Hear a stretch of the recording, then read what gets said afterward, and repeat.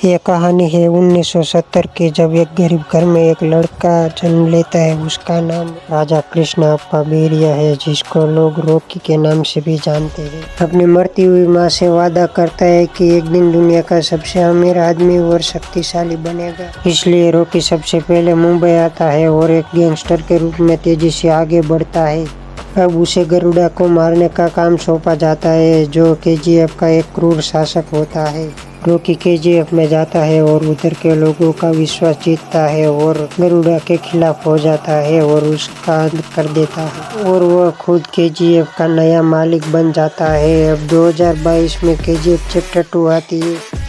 ये कहानी शुरू होती है रॉकी के केजीएफ के निर्विवाद राजा बनने के साथ। वह अपनी शक्ति और प्रभाव का विस्तार करना चाहता है। कई चुनौतियों का सामना करना पड़ेगा, जिसमें गरुड़ा का भाई अधीरा और भारत की प्रधानमंत्री रमिका सेन शामिल है, जो उसको एक खतरे के रूप में दिखाई देती है।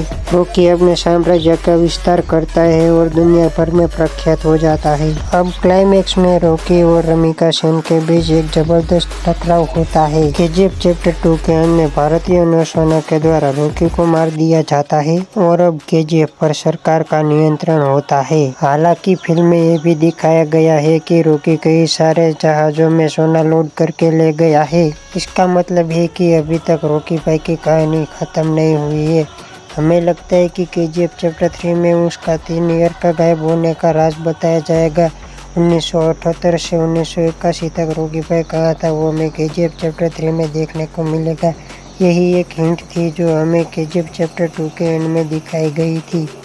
बहुत जल्द केजीएफ चैप्टर 3 भी आने वाली है गाइस, तो उसके लिए आप कितना एक्साइटेड है हमें कमेंट में ज़रूर बताना। मैं तो बहुत एक्साइटेड हूँ।